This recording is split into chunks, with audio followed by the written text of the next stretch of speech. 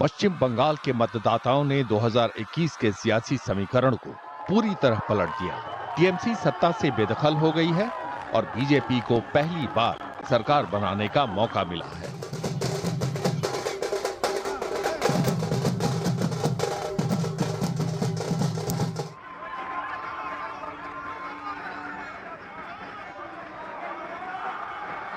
जिस नेता ने 2011 में दशकों पुराने गठबंधन से सत्ता छीनी, सरकार और सियासत को एक ही धुरी में समेटा, उस नेता की व्यवस्था को 2026 में मतदाताओं ने नकार दिया।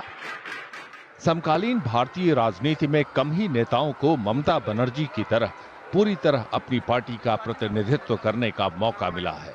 15 साल में नेता और संगठन के बीच का अंतर लगभग पूरी तरह घुल मिल गया था। उनकी सरकार में शासन, कल्याणकारी योजनाएं, उम्मीदवारों का चुनाव और चुनावी संदेश केंद्रीकृत तंत्र से संचालित होते रहे।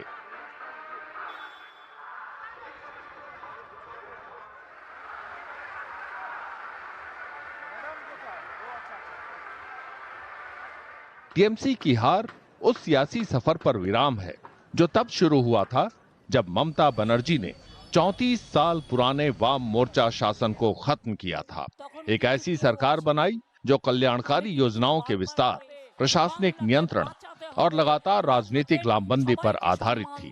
कभी ममता बनर्जी ने प्रतिकूल हालात को फायदे का सौदा बनाया था, इस बार वे वैसी ही प्रतिकूल चुनौतियों से निपटने में नाकाम रही।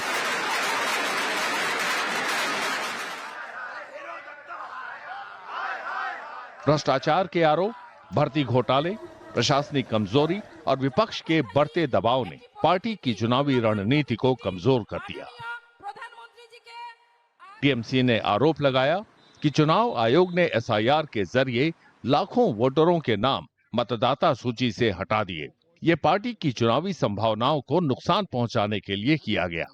साफ है कि चुनाव के नतीजे टीएमसी के लिए बड़ा झटका हैं। ये बात लगभग साफ है कि नतीजों ने टीएमसी को गहरा झटका दिया है। ममता बनर्जी खुद भवानीपुर सीट पर शुभेंदु अधिकारी से 15,000 से ज्यादा वोटों से हार गई हैं। राज्य चुनावों में बीजेपी की भारी जीत को अनैतिक बताते हुए उन्होंने आरोप लगाया कि 100 से ज्यादा सीटों पर जनादेश लूटा गया है। It's a immoral victory, not moral victory. Immorally, whatever election commission has done with the central forces and prime minister and home minister, it is totally illegal, and we will ask for counter mandate. It is totally loot, pura loot. We will bounce back. We will bounce back.